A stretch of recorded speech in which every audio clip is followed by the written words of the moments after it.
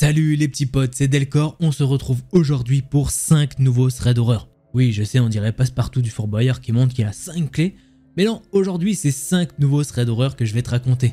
Et alors là, je pense qu'en termes de threads d'horreur, tout le monde va être content. Il y a un petit peu de tout, il y a du paranormal et il y a du tout ce qu'il y a de plus classique. C'est-à-dire des gens que t'as pas envie de voir. Ah ouais. Bon, on va pas perdre plus de temps, si tu veux soutenir, tu connais le meilleur moyen, c'est un petit pouce bleu. Oui, je te jure, appuyer sur ce petit bouton, ça peut vraiment aider. Et si jamais t'es chaud, bah un petit commentaire, ça fait toujours plaisir. Et je te mets le petit Insta si tu veux avoir des petites avant-premières. Allez, prends ton meilleur chocolat chaud et installe-toi confortablement.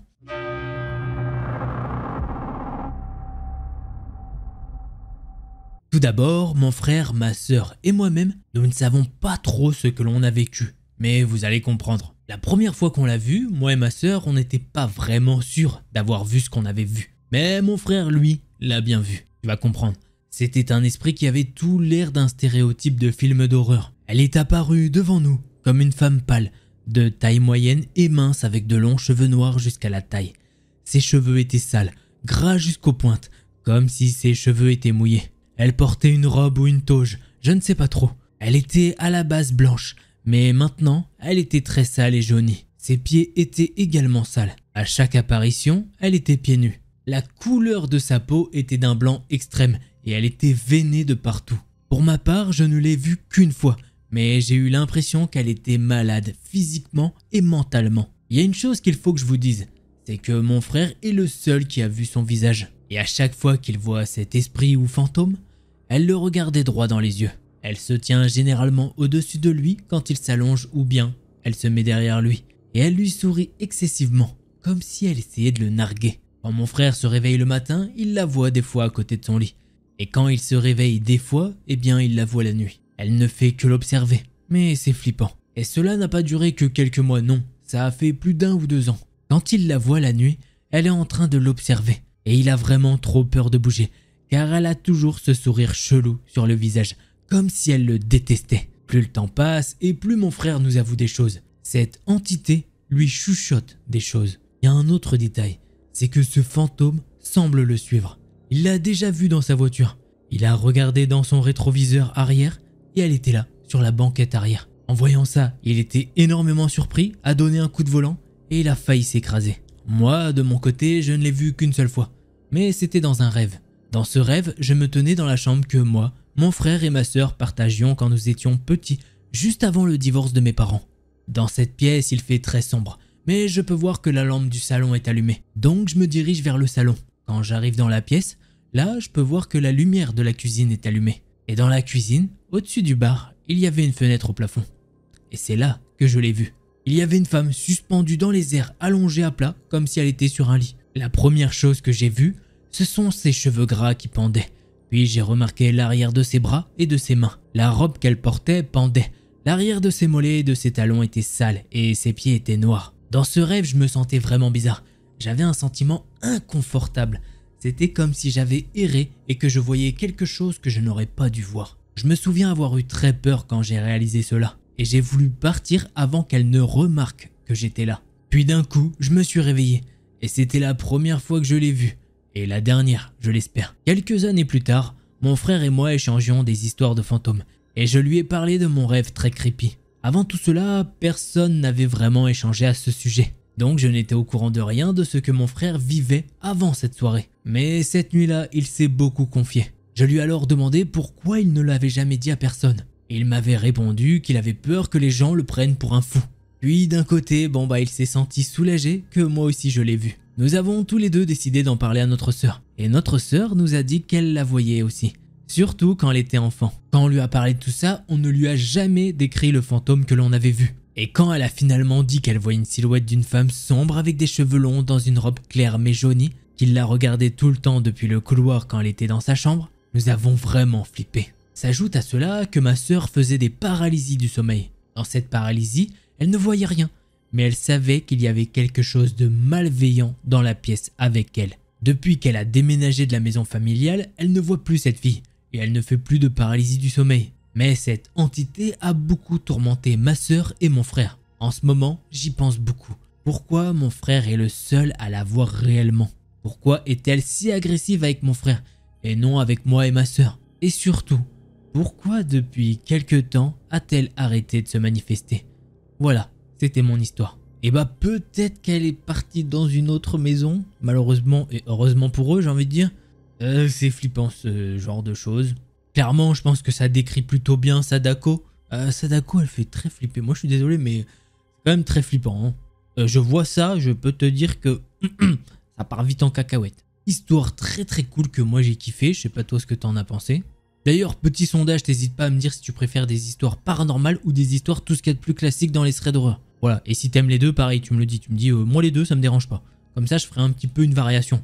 Voir si, par exemple, sur une vidéo de 5 threads d'horreur, je mets quoi? Une seule paranormale, 4 normales, 2 paranormales, 3 normales, tu vois le délire un peu. Je fais mon petit test, il n'y a que vous qui pouvez me donner les réponses.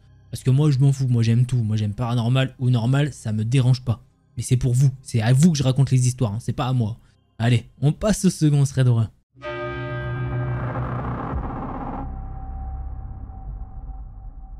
Alors, juste avant de commencer cette histoire, il faut que je vous dise qu'elle est quand même assez malaisante. On va parler d'actes un petit peu 18+, et c'est vraiment malaisant. Je préfère vous le dire, j'essaye d'être le plus court possible. Alors, l'oncle de mon petit ami habite à 2-3 heures de chez nous, qui fait qu'on le voit pratiquement pas, peut-être une fois ou deux par an. Et il dégage, comment dire, des vibrations bizarres. C'est pas nécessairement super effrayant au début, mais c'est définitivement bizarre. Je l'ai remarqué en train de me mater sournoisement. Mais j'ai été victime d'abus à quelques reprises dans ma vie. Alors je me suis dit que peut-être j'étais trop prudente ou sensible. Mais sa façon de parler et son accent sont assez uniques. Et franchement, ça vous marque. Je sais qu'il était accro à l'alcool dans le passé, mais il prétend qu'il est sobre maintenant. Ce que je vais vous décrire s'est produit 2 fois, l'année dernière et l'année d'avant. Remarquez, je souffre d'anxiété sociale, donc les appelants inconnus sont un énorme problème pour moi.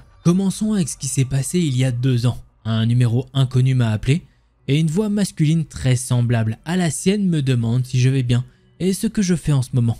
J'ai été immédiatement stressé et j'ai commencé à bégayer jusqu'à ce qu'il me dise qu'il allait raccrocher. Bon, même si c'était bizarre, eh bien je l'ai oublié après quelques jours. L'année dernière, le téléphone a sonné entre 21h et 22h. C'est très inhabituel, hein. Seuls quelques membres de la famille nous appellent en général et jamais si tard. Comme c'était un numéro inconnu et que ma mère appelait également en numéro inconnu, j'ai décroché en pensant que c'était elle, sans même me souvenir de l'appel effrayant que j'avais reçu 1 an auparavant. Il y avait une voix masculine, parlant avec le même accent, et elle lui ressemblait vraiment beaucoup, mais avec des troubles de l'élocution, comme s'il était ivre. J'ai paniqué et je n'ai pas demandé son nom, ce que j'ai regretté plus tard. Une fois de plus, il m'a appelé par mon nom, me demandant comment j'allais, et il me disait que je lui manquais. Imaginez bien, à ce stade, mon anxiété est à son comble, et je pleure pratiquement. À ce moment-là, je me souviens du même appel il y a 1 an de cela, et je ne suis pas en mesure de poser des questions qui confirmeraient son identité, car là, je suis totalement bloqué. Mais lui, de son côté, respirait fortement,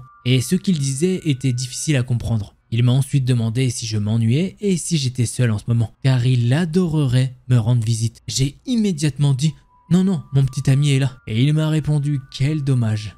Pour raccrocher à nouveau. Il ne m'a plus jamais rappelé, mais ça reste toujours là, dans ma tête. Pour tout vous dire, je l'ai évité lors de sa visite et j'ai essayé de parler à mes beaux-parents. Mais ils pensent que je dois confondre avec un mec qui est cinglé. Mais non, je suis absolument sûr que c'était sa voix, son accent. De plus, j'ai écrit à la tante de mon petit ami à ce sujet sur WhatsApp, lui demandant si jamais ils avaient appelé la nuit par accident. Et de son côté, elle m'a juste bloqué, sans même dire un mot. Est-ce que tout le monde dans la famille pense que c'est normal? Ils sont en train de se dire que c'est moi qui n'est pas normal. Pour vous dire, je suis toujours effrayé aujourd'hui.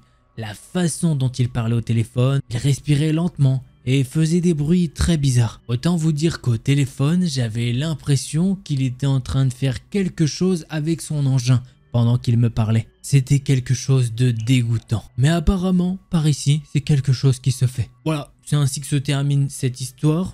Non, c'est pas normal de faire ça, hein. Ça s'appelle le numéro téléphone rose, hein. C'est au cas où, si jamais ça c'est le téléphone rose, normalement, si jamais tu veux faire des trucs comme ça, t'es pas censé appeler quelqu'un de ta famille et faire ça, hein. Non, clairement pas. Ouais, ça va, ouais. Il fait des bruits bizarres, très creepy. Ah non, c'est non, tu fais pas ça, tu restes dans ton coin, tu fais ça dans ton coin si tu veux, tu fais ce que tu veux de ton corps, mais tranquille, voilà, t'es pas obligé d'en faire profiter les autres. En plus, c'est hyper malaisant parce que c'est quelqu'un qui socialement a du mal un petit peu, tu vois, à s'exprimer peut-être au téléphone, elle a peur un peu des gens, etc.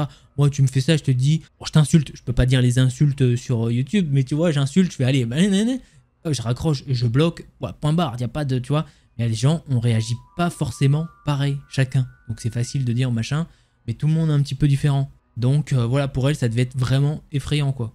Allez, on passe au prochain thread d'horreur qui, ma foi, sera pas plus joyeux, vu que c'est un thread d'horreur, malheureusement.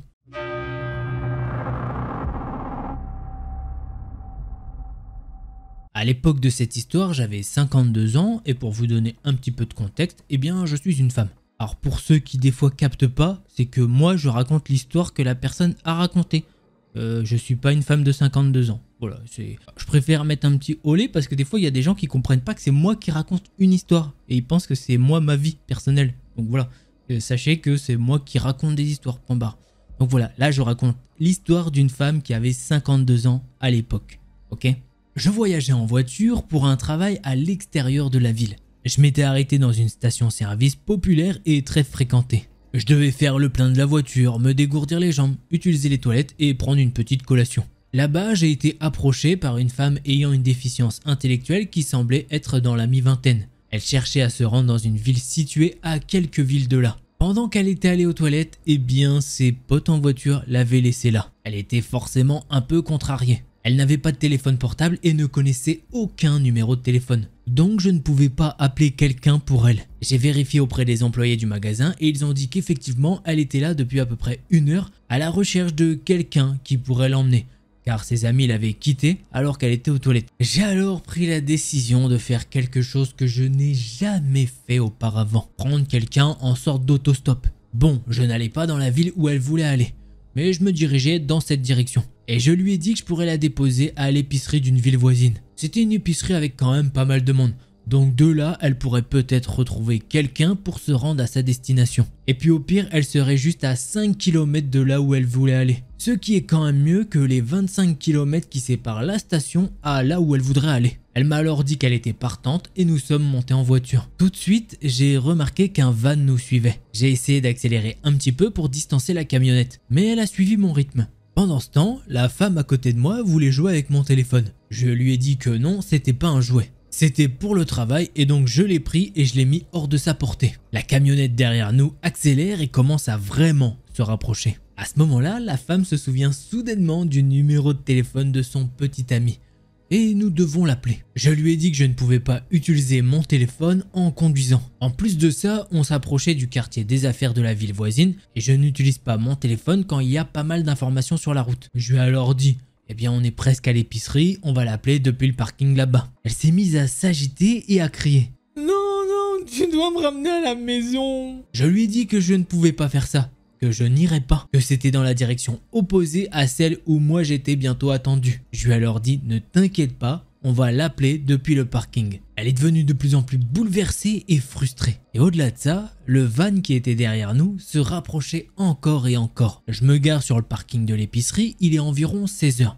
L'épicerie est blindée. Je m'arrête devant le magasin et demande le numéro de son copain. Là, subitement, elle ne se souvient plus du numéro de son copain. Elle ne veut pas sortir de la voiture. Elle se dispute avec moi et la camionnette arrive sur le parking. Sauf qu'il y a un adjoint du shérif garé à proximité. Et je baisse ma vitre et je lui signale que je dois lui parler. Il s'approche et me demande qu'est-ce qui se passe. Je lui dis où j'ai rencontré la femme et maintenant qu'elle ne veut plus sortir de ma voiture. Et je lui dis également que depuis lors, il y a une camionnette qui nous suit. Alors l'officier de police prend la parole et dit à cette femme « Elle t'a emmené là où tu lui as demandé, il est temps pour toi de quitter sa voiture maintenant. » Elle sort lentement de la voiture et moi je lui demande une fois de plus le numéro de son petit ami. Et elle me dit « Mais tu es folle, je n'ai pas de petit ami. » Là, elle regarde un petit peu sur la gauche et elle dit « Oh mais regarde, il y a mes amis maintenant. » Et devinez quoi, je pense que vous l'avez compris, ils sont où? Dans ce van. L'officier de police et moi échangeons un regard et il me dit « Ok, donnez-moi vos coordonnées. Je peux les retarder d'environ 20 minutes pendant que je vérifie leur licence et leur enregistrement. Et je vais leur parler de l'abandon d'un adulte ayant des besoins spéciaux. Allez, vous pouvez partir et surtout, ne prenez plus d'autostoppeur. » Je suis remonté dans ma voiture et je suis parti jusqu'à ma destination. Sur le trajet, il m'a appelé pour s'assurer que j'arrivais là où je devais aller. et il m'a dit qu'il garderait un œil sur la camionnette et leur propriétaire. Il m'a dit qu'il avait également contacté une collègue du département des shérifs du comté où je travaillais et qu'elle me contacterait dans un jour ou deux. Pendant que j'étais en mission là-bas, j'ai parlé à 2 adjoints de ce qui s'était passé, de la femme et de la camionnette qui nous avait suivis. Personne ne m'a jamais rien dit à leur sujet, mais ça les a quand même intéressés. Alors mon vrai cauchemar, c'est qu'un jour j'allumerai comme ça une petite émission d'un true crime et je verrai un reportage sur cette femme et son gang qui volent et tuent des gens. Voilà, c'est ainsi que se termine ce thread d'horreur. Oui, on va pas se mentir que là, ce serait vraiment pire que tout. Elle allume la télé, oui nanani, cette femme et son gang a fait ça. Bah tu te dis, bah effectivement, heureusement que j'ai eu quand même le bon sens de me garer un peu sur le parking. Et en plus, il y avait un officier de police, donc tant mieux. Lui, il a pu les retenir, ils ont un petit peu cherché, tu vois, l'officier de police qui quand même fait son boulot. Hein, parce que des fois, il y a des threads d'horreur où la police s'en fout royalement. On va pas se mentir. Donc là, il fait son boulot du début à la fin, c'est vraiment cool, tant mieux pour lui. Bah c'est cool. Je vais te dire, voilà, j'ai pas d'autres mots, si t'as d'autres mots, toi tu le dis, tu fais ce que tu veux, l'espace commentaire, il est pour toi. Mais voilà, très très cool cette histoire, un petit autostop qui te dit, faites gaffe quand vous prenez des gens en autostop quand même, hein, faut pas déconner, hein, c'est des inconnus, voilà. Peut-être il y a des gens gentils, peut-être il y a des gens méchants, malheureusement, je peux pas le savoir avant, c'est pas écrit. Hein. C'est les pancartes, moi je suis gentil. Bref, avant que je dise trop de bêtises, on passe au prochain thread d'horreur.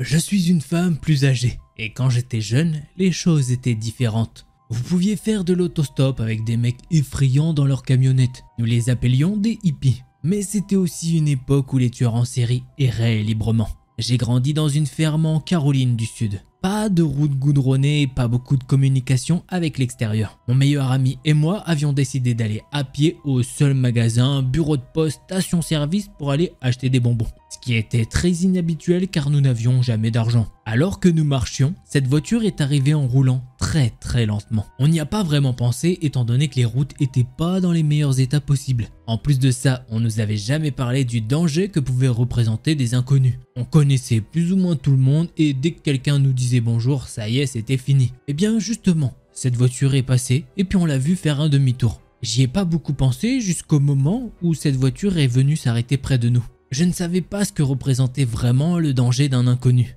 Mais j'ai eu cette horrible sensation de nausée lorsque j'ai vu cette voiture. Comme quand vous voyez un prédateur animal et que vous ne savez pas quoi faire. Tout ce que je sais, c'est que moi j'avais qu'un seul sentiment qui me venait. Il fallait que je cours. Mon amie n'a pas eu l'air d'avoir ce sentiment, puisqu'elle est allée jusqu'à la voiture. L'homme était gras et sale, mais nous avions l'habitude de voir des gens comme ça travailler. Il nous a demandé si on voulait faire un tour. Elle a dit bien sûr. Et moi j'ai dit non, on doit marcher. Elle avait l'air tellement en colère contre moi, comme si j'avais gâché sa journée. Alors après ça, elle lui a dit qu'elle allait marcher avec moi. Mais je pouvais voir la main du conducteur bouger, comme s'il allait ouvrir la porte.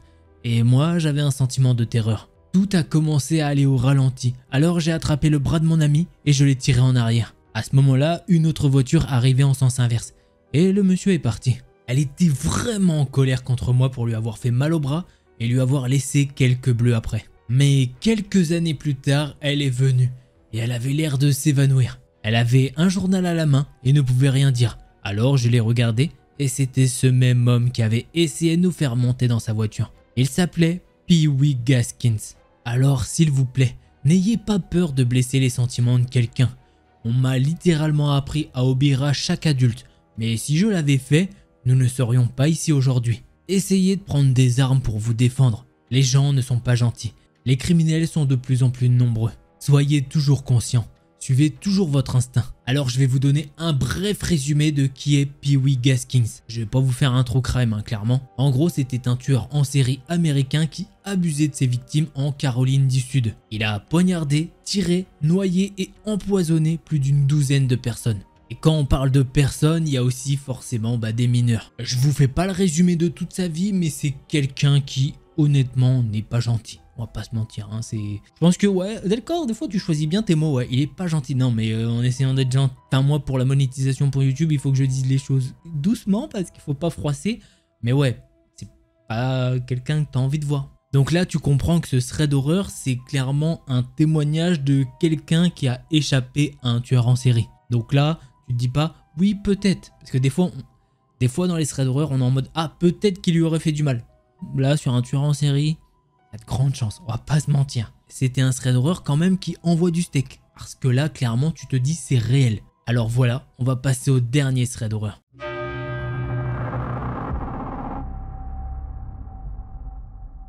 Alors juste avant qu'on commence ce dernier thread d'horreur et que je tiens tout le monde, puisque oui, à la fin vous partez tous, si t'en es à là de la vidéo, c'est que t'as quand même bien kiffé. Alors s'il te plaît, un petit pouce bleu qui prend 3 secondes de ton temps, ça me fera plaisir. Allez, je reprends tout de suite. Je vais commencer par dire que je vis dans un quartier très effrayant. J'ai des tonnes d'histoires que je partagerai plus tard, peut-être qui iront sur la chaîne. Je vais vous décrire un petit peu qui je suis. Je suis un garçon de 15 ans qui vit dans une maison de 2 chambres et 3 salles de bain. Ma chambre est assez petite et n'a de place que pour un lit, un bureau et une étagère. J'aime lire et écrire de la musique, donc ce n'est pas super idéal, mais bon, ça fonctionne. Commençons donc par la première partie de mon histoire. J'ai d'ailleurs déroulé ça sur plusieurs chapitres. Celui-ci s'intitule « L'homme d'à côté ». Il date d'il y a 3 mois. Notre voisin est un vieil homme. Nous l'appellerons John pour des raisons de confidentialité. Il a peut-être 60 ou 70 ans. Il vit tout seul et sa maison est un vrai dépotoir. Des mauvaises herbes grimpant sur les hauts murs, avec des écailles de peinture et des taches d'eau couvrant la surface. La fenêtre de sa chambre est juste en face de la fenêtre de ma chambre. Donc si je devais regarder à l'extérieur, je pourrais très probablement voir dans sa chambre, et vice versa. Il était 23 h, j'étais assis à mon bureau, qui fait face à la fenêtre, et j'ai décidé de lever les yeux de mon livre. Et par la fenêtre, j'ai remarqué que les lumières étaient allumées dans la chambre de John. Ça m'a pas tilté sur le coup. Mais ensuite, j'ai remarqué un petit flash venant du coin de la fenêtre. J'ai regardé d'un petit peu plus près et j'ai réalisé que c'était les lunettes de l'homme qui se reflétaient sur quelque chose. Mais plus dérangeant, l'homme me regardait. Je ne sais pas combien de temps il a regardé, ni pourquoi, mais j'étais effrayé au-delà de toute description. J'ai décidé de fermer les stores et d'aller dormir. Le lendemain, j'irai chez lui pour lui demander pourquoi il me surveillait. Chapitre 2, un point ennuyant, devenant effrayant. Ça date d'il y a une semaine. À ce stade, voir le vieil homme était devenu moins une joie, mais plus une peur. Il me posait des questions profondes et dérangeantes. Je crois qu'il m'a demandé, une fois alors que je promenais mon chien, si un jour vous le pourriez, est-ce que vous écorcheriez un enfant? Et d'autres trucs encore plus gore dont je ne vous parlerai même pas. Maintenant, j'étais de nouveau dans ma chambre. J'avais surpris le vieil homme en train de me regarder plusieurs fois. Mais comme il était 2 h du matin et que j'ai décidé d'ouvrir les stores, l'homme était sûrement endormi. Et je pouvais profiter de regarder les étoiles. J'ai ouvert les volets lentement, mais à ma grande horreur, l'homme était toujours debout. Et pire encore, il a déplacé une chaise berçante près de la fenêtre d'où il pouvait me regarder. Ses lumières étaient éteintes, mais il est clair qu'il était toujours éveillé. J'ai immédiatement fermé les stores et éteint mes lumières. Et en faisant ça, j'aurais juré quelqu'un dire un gros mot. Puis le silence. Chapitre 3, mon pire cauchemar. Hier soir. Hier soir, j'étais allongé sur mon lit. Le sommeil ne me venant pas. La journée avait été bien remplie et j'étais en train d'analyser tout ce qui s'était passé quand j'ai entendu quelque chose frapper à ma fenêtre. J'ai juste supposé que c'était un oiseau ou quelque chose comme ça. Alors j'ai refermé les yeux, mais cette fois-ci, un autre coup à ma fenêtre. Cette fois, je me suis levé et j'ai lentement jeté un coup d'œil par les stores. Mon voisin n'était pas à sa fenêtre, alors j'ai pensé qu'il serait prudent d'ouvrir complètement mes stores. Et c'est ce que j'ai fait. Et ce que j'ai vu ensuite m'a choqué. J'ai regardé tout autour et je n'ai rien vu. Jusqu'à ce que je baisse les yeux. Il y avait cet homme dans notre cour. Il était souriant. Son sourire était large, ses dents étaient jaunes et ses yeux brillaient au clair de lune. J'étais totalement effrayé. J'ai claqué les stores et j'ai couru dans la chambre de mes parents. Je leur ai tout raconté à propos de l'homme d'à côté et de tout ce qui s'était passé ces 3 derniers mois. Ils m'ont calmé et m'ont dit qu'ils allaient regarder par ma fenêtre. Et c'est ce qu'ils ont fait. Mais le temps qu'il m'a fallu pour leur expliquer et pour qu'ils me calment, eh bien l'homme s'était retiré et il était maintenant dans sa chambre. Il était sur sa chaise à bascule, loin de la fenêtre. Mes parents m'ont alors dit que j'avais sûrement fait une paralysie du sommeil ou quelque chose comme ça. Alors je me suis rendormi. Mais le matin, j'ai reçu la meilleure nouvelle de toute ma vie. Chapitre 4, mon rêve devient réalité. J'ai été réveillé à 7 h par le son de la sonnette. Je me suis levé en étant un petit peu groggy. J'ai mis mes vêtements. Puisque note que j'ai oublié de mentionner, eh bien je dors nu, ce qui rend les choses quand même plus bizarres. Je suis descendu et mes parents se sont retournés. Et ils m'ont dit que John leur avait dit qu'il déménageait et qu'il serait parti à midi. Je me suis enfin senti en sécurité dans ma propre chambre. Alors à cet homme qui vivait en face de chez moi, ne nous revoyons jamais. Et voilà, c'est ainsi que se termine ce thread d'horreur. Et comme je viens de dire que c'est la fin, eh bien plein de gens vont partir. Alors si tu veux, n'hésite pas à aller regarder d'autres vidéos thread horror sur la chaîne, puisque si jamais c'était ta première vidéo sur la chaîne, eh bien sache qu'il y a quelque chose comme plus de 280 vidéos thread horror sur la chaîne. Il y a de quoi faire, hein. Et si jamais tu veux pas trop te prendre la tête, il y a des compilations qui existent. C'est aussi ça le but. Voilà, j'espère que vous avez kiffé cette longue vidéo. Si c'est le cas, n'hésitez pas, un petit pouce bleu, ça me fera très plaisir. Un petit commentaire, c'est bonus. Et voilà, je pense qu'on a fini pour aujourd'hui. Allez, c'était Delcor, en attendant la prochaine vidéo. Portez-vous bien, tous les petits potes.